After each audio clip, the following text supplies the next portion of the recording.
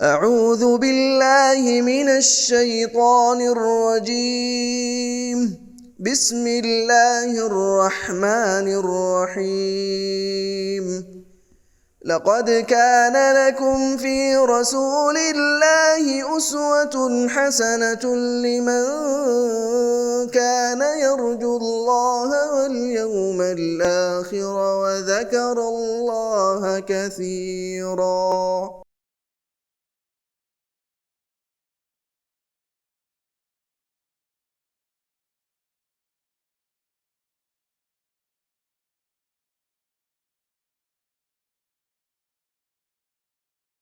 السلام علیکم ورحمۃ اللہ وبرکاتہ.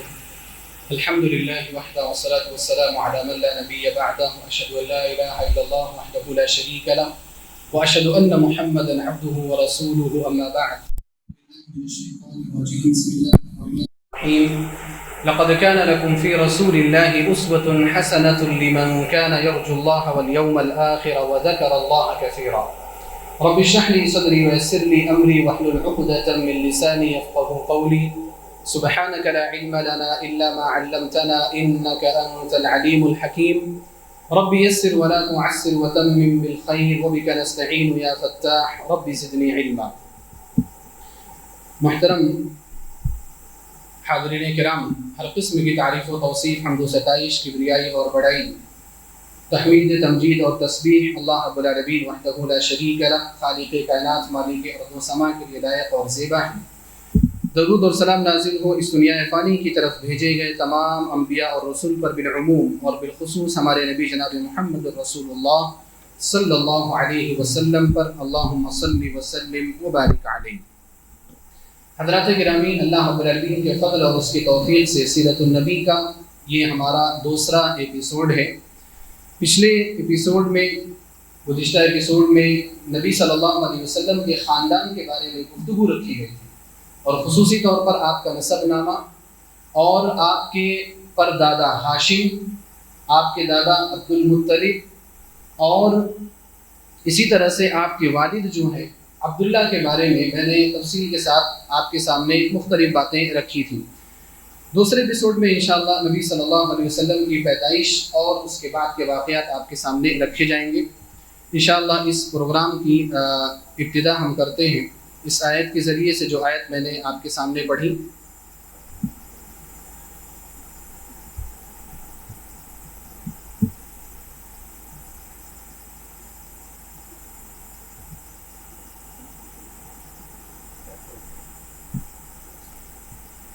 میں نے جو آیت کریمہ آپ کے سامنے پڑھی، لقد كان لكم في رسول الله أسوة حسنة لمن كان يرجو الله واليوم الآخر وذكر الله كثيرا، کہ تمہارے لیے اللہ کے رسول صلی اللہ علیہ وسلم کی زندگی میں بہترین اسوہ اور بہترین نمونہ ہے ان لوگوں کے لیے جو یوم آخرت کی امید رکھتے ہیں اور اللہ رب العالمین کا کثرت سے ذکر کرتے ہیں.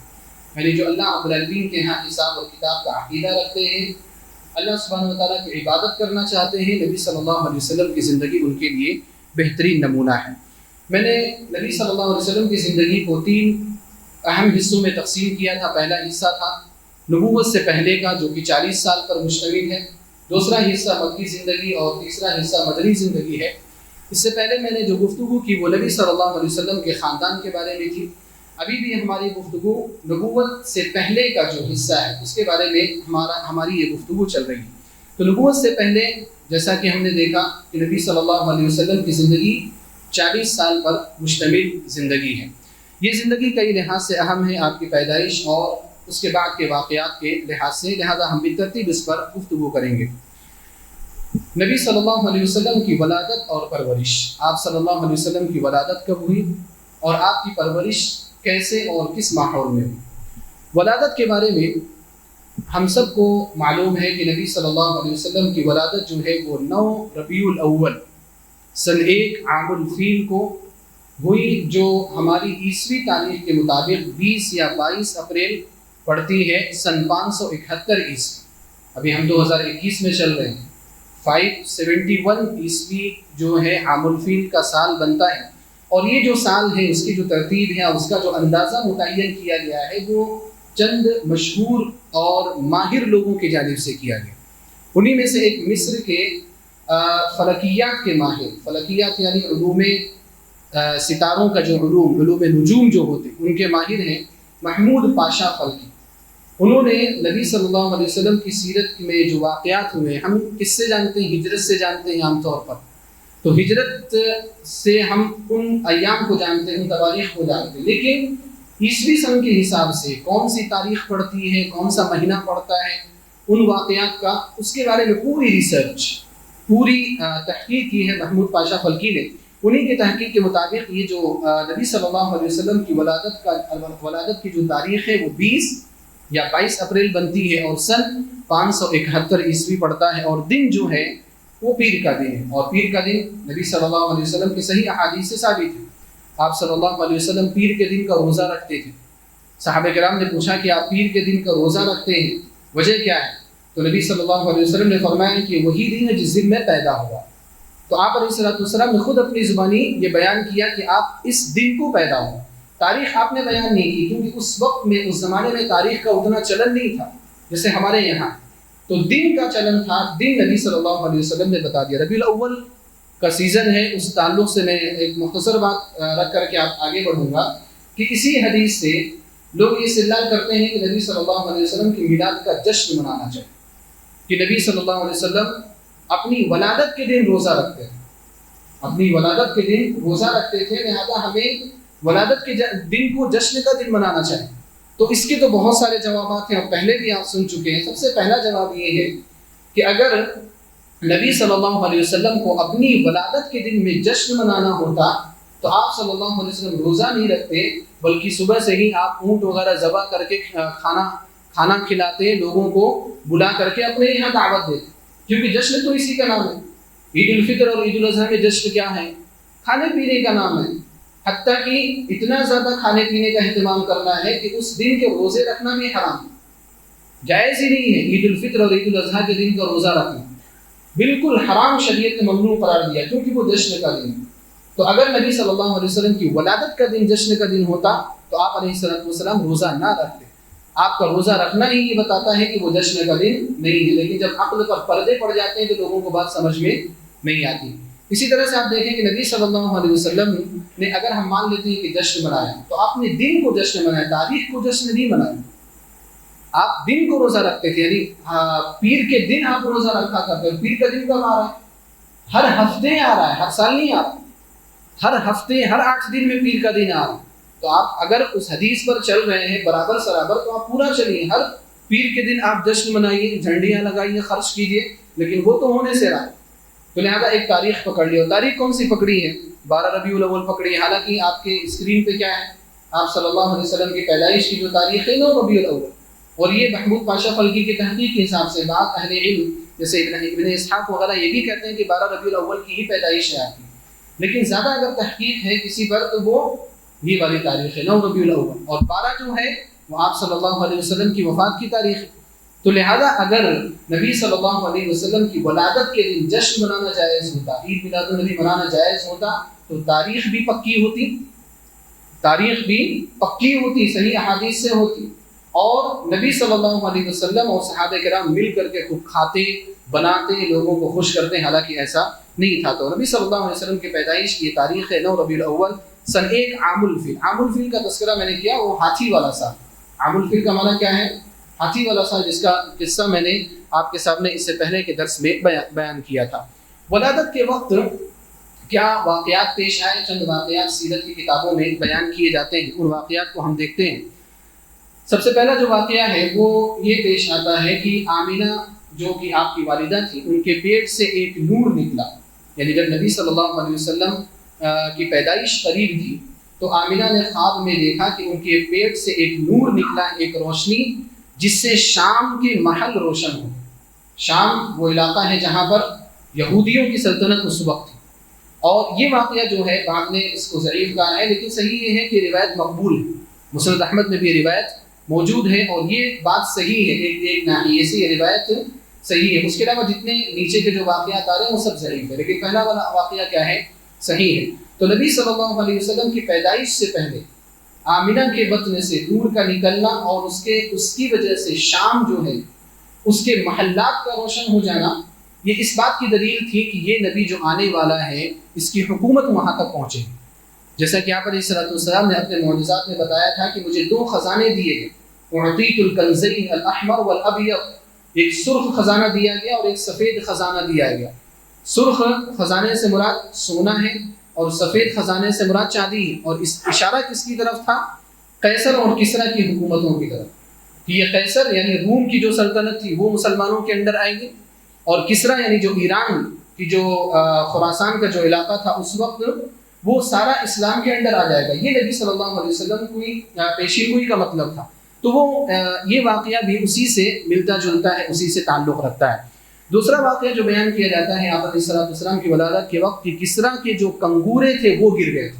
یعنی جب آپ پیدا ہوئے تو کسریٰ یعنی ایران میں جو مجوسیوں کی حکومت تھی، مجوسی آتش پرست لوگ جو آگ کی پوجا کرتے تھے، آج بھی ان کی تعداد موجود ہے، بہت کم ہے وہ دنیا کے اندر لیکن ہے. تو ان کی جو حکومت تھی، حکومت کا ایک محل تھا. محل کے کنگورے سے مراد کیا ہے؟ کنگورے سے مراد وہ بڑے بڑے گلدستے جن میں پھول وغیرہ لگائے جاتے ہیں، وہ گلدستے اپنے آپ گر گئے تھے. حالانکہ وہ بڑے مضبوط ہوتے تھے اور بہت بھاری بھرکم ہوا کرتے تھے، لیکن کہا یہ جاتا ہے کہ نبی صلی اللہ علیہ وسلم کی جب پیدائش ہوئی تو وہ کنگورے اپنے آپ گر گئے. بعض روایت میں ہے کہ 11 کنگورے گرے، بعض روایت میں ہے کہ 14 کنگورے گرے، لیکن وہ ساری روایت کیا ہے؟ ضعیف ہے. تیسرا واقعہ بیان کیا جاتا ہے کہ مجوس کے آتش کدا کا بجھ جانا. آتش کدا سے مراد وہ ہون جس میں آگ جلاتے ہیں مجوسی اور اس کی پرستش کرتے رہتے ہیں، اس میں آگ جلتی رہتی ہے. ان کا عقیدہ یہ ہے کہ اس آگ کو کبھی بجھنے نہیں دینا ہے، وہ آگ نہیں بجھنے دینا. کچھ بھی ہو جائے، کتنی بارش ہو جائے، کتنا طوفان آ جائے، کچھ بھی ہو جائے، دنیا ادھر سے ادھر ہو جائے، لیکن وہ آگ نہیں بجھنی چاہیے. تو کہا یہ جاتا ہے کہ نبی صلی اللہ علیہ وسلم کی جب پیدائش ہوئی تو ہون کا وہ آگ بھی کیا تھا؟ وہ بھی بجھ گیا تھا، لیکن یہ روایت بھی ضعیف ہے. اسی طرح سے عراق میں ایک سابا لیک ہے، جھیل، اس کا نام ہے سابا. وہ آج بھی موجود ہے. اگر آپ گوگل میں آپ سرچ کریں تو آپ کو وہاں کا لوکیشن بتائے گا، اس جھیل کا لوکیشن بتائے گا. اس میں آج بھی پانی ہے. تو کہا یہ جاتا ہے کہ سابا جو لیک ہے، جھیل عراق میں، وہ بھی سوکھ گیا تھا. اب سوکھنا ضعیف روایت ہے، میں نے بولا نا، اس کا زیادہ پانی والا ہونا تو سمجھ میں آ رہا ہے، سوکھ جانا تو نہیں سمجھ میں آ رہا ہے. سوکھ جانا تو نحوست کی علامت ہے، سوکھ جانا یہ منحوس ہونے کی علامت ہے کہ کوئی آیا دریا سوکھ. تو اس لیے یہ روایت اس اعتبار سے بھی کیا ہے؟ صحیح نہیں ہے. تو اوپر والی جو روایت ہے کہ آمینہ جو آپ کی والدہ تھی، ان کے پیٹ سے ایک نور نکلا جس سے شام کے محلات روشن ہو گئے تھے، اس روایت کے علاوہ جتنے بھی اس کے علاوہ اور بھی بہت سارے واقعات بیان کیے جاتے ہیں کہ یہ ہوا وہ ہوا، وہ سارے واقعات کیا ہے؟ سند کے اعتبار سے صحیح نہیں ہے، لہذا ان کو ذکر نہیں کرنا چاہیے. جیسا کہ آپ نے نیچے دیکھا ضعیف یعنی ہائی لائٹ کیا گیا ہے کہ اکثر روایتیں اس تعلق سے کیا ہے؟ ان سے واقعات پیش آئے. ولادت کے بعد جب آمینہ نے آپ کو جنا، اس کے بعد انہوں نے اس کی خبر آپ کے دادا عبد المطلب کو دی، کیونکہ اس سے پہلے بتایا جا چکا ہے کہ آپ کے والد جو عبداللہ تھے، عبداللہ کا انتقال ہو چکا تھا اور 25 سال کی عمر تھی ان کی. وہ مدینہ گئے تھے کھجور لینے کے لیے. ان کے والد نے یعنی عبد المطلب نے ان کو بھیجا تھا کھجور لانے کے لیے مدینہ سے، لیکن وہ مدینہ گئے اور وہیں پر بیمار ہوئے، اور بیمار ہونے کے بعد وہیں پر انتقال ہو گیا. مدینہ میں ہی ان کو دفن کر دیا گیا تھا. تو نبی صلی اللہ علیہ وسلم جب پیدا ہوئے تو ان کے والد نہیں تھے، ان کی والد کی حیثیت سے، سرپرست کی حیثیت سے ان کے دادا عبد المطلب تھے. لہذا جب نبی صلی اللہ علیہ وسلم کی پیدائش ہوئی تو آمینہ نے آپ کے دادا عبد المطلب کو خبر دی. عبد المطلب جو تھے بڑے خوش ہو کر کے آئے اور اپنے اس پوتے کو اٹھایا اور اٹھا کر کے خانہ کعبہ میں لے جا کر کے سارے لوگوں کو اکٹھا کر کے دعا کی. وہاں پر نبی صلی اللہ علیہ وسلم کے لیے بہت ساری انہوں نے دعائیں کی، اور وہ دعائیں جو تھیں وہ بھی ایک اشارہ تھا اللہ سبحانہ وتعالیٰ کی جانب سے کہ یہ جو بچہ ہے اس بچے کا ایک مقام ہونے والا ہے. لہذا انہوں نے ان کے لیے خصوصی دعا کی. عبد المطلب کا یہ طریقہ نہیں تھا کہ آپ کے گھر میں جو بھی بچہ پیدا ہو اس کو اٹھا کر کے لے جا کر کے خانہ کعبہ میں دعا کریں، ایسا طریقہ نہیں تھا ان کے یہاں. لیکن یہ اللہ کی طرف سے ہوا ایسا کہ انہوں نے جب ولادت کی خبر ملی تو آئے، اٹھا کر کے لے کر کے سارے لوگوں کو جمع کر کے خانہ کعبہ میں ان کے لیے دعا کی. اس کے بعد انہوں نے وہیں پر نبی صلی اللہ علیہ وسلم کا نام محمد رکھا. اور محمد جب آپ نے نام رکھا تو بعض لوگوں نے پوچھا کہ آپ نے محمد اس کا نام کیوں رکھا ہے؟ تو انہوں نے جواب دیا کہ میں نے محمد نام اس لیے رکھا ہے، محمد کا معنی ہوتا ہے قابل تعریف، جس کی تعریف کی جائے. میں نے محمد نام اس لیے رکھا ہے تاکہ آسمانوں میں اللہ ان کی تعریف کرے اور زمینوں پر دنیا والے ان کی تعریف کرے. یہ دو وجہ انہوں نے بیان کی کہ آسمان پر اللہ سبحانہ و تعالیٰ ان کی تعریف کرے اور زمین پر ساری دنیا کے لوگ ان کی تعریف کریں. اور الحمدللہ وہ چیز نبی صلی اللہ علیہ وسلم کے لیے صادق ہے. ہم مسلمان تو مسلمان، ہم تو آپ کے دل دادا ہیں، ہم تو آپ سے محبت کرنے والے ہیں، ہم تو تعریف کریں گے ہی کریں گے.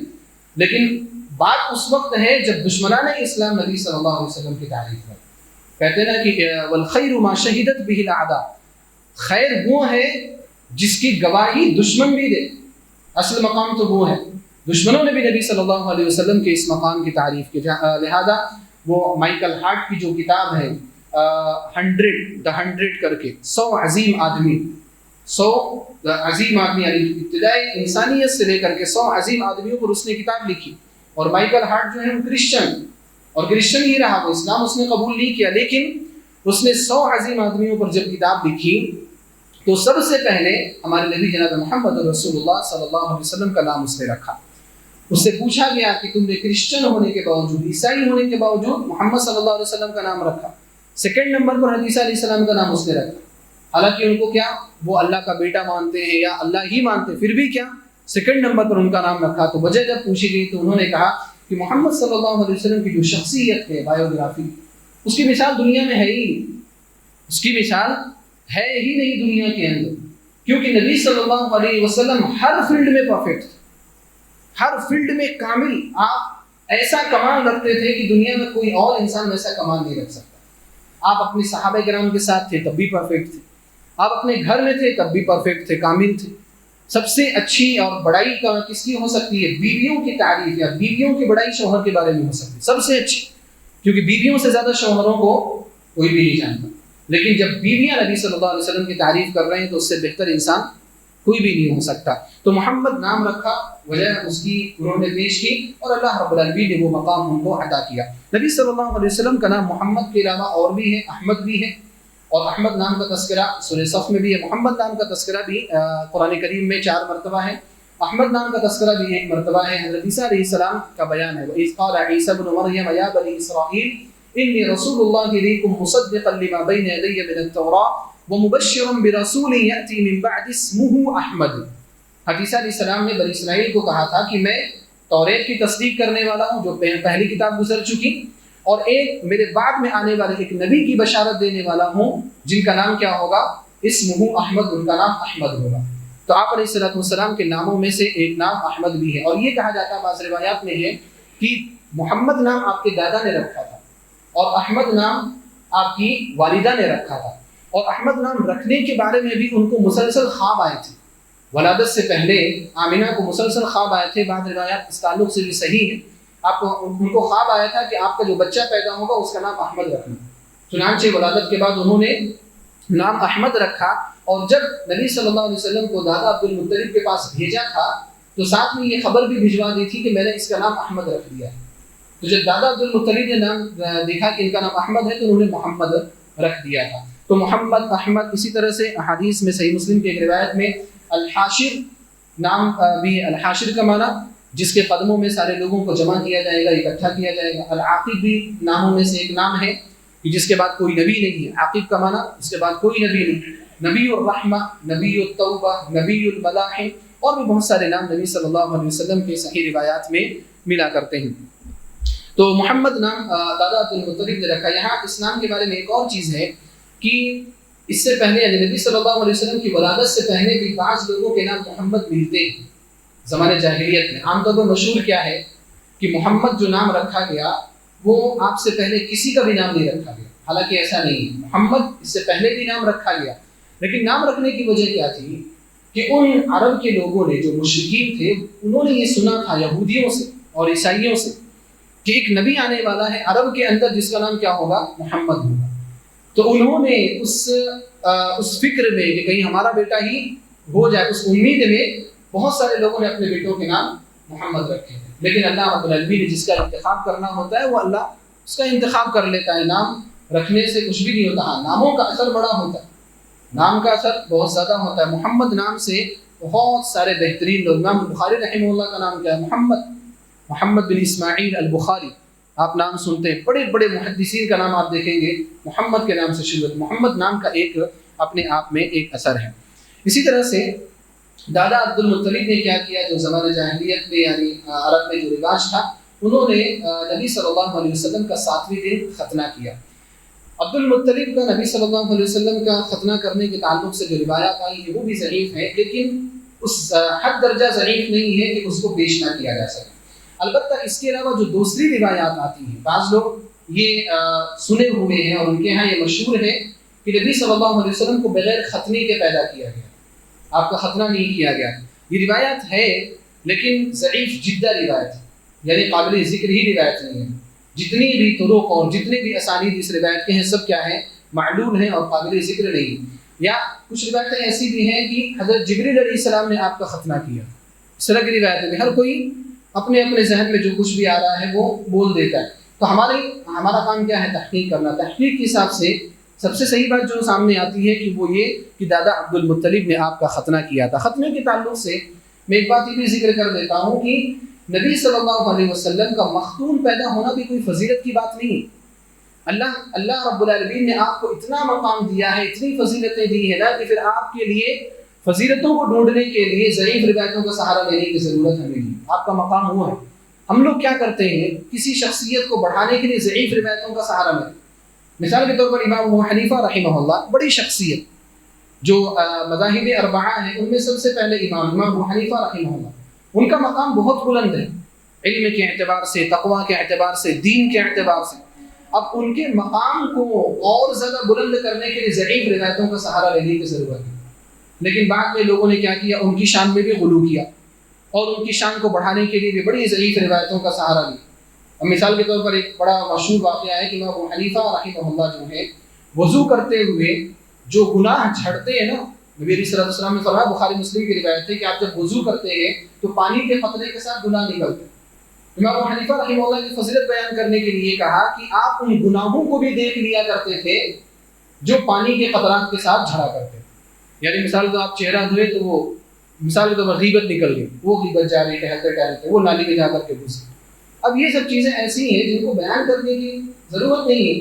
امام ابو حنیفہ رحمہ اللہ کا مقام پہلے سے بلند ہے اور زیادہ ضعیف اور موضوع روایتوں کا سہارا لینے کی ضرورت نہیں ہے۔ تو لہٰذا جو باتیں نبی صلی اللہ علیہ وسلم کے بارے میں ثابت ہیں ان کو بیان کرتے وہی کافی، موضوع روایتوں کا سہارا لینے کی ضرورت نہیں۔ عام طور پر جو خطبہ ہوتے ہیں، لچھے دار تقریر کرنے والے لوگ، وہ پورا کہانی ناول کے انداز میں جو کہانی بنانے والے لوگ ہوتے ہیں، ایسی ہی روایتوں کا سہارا لے کر کے آپ کا ذہن اپنی طرف متوجہ کرنے کی کوشش کرتے ہیں۔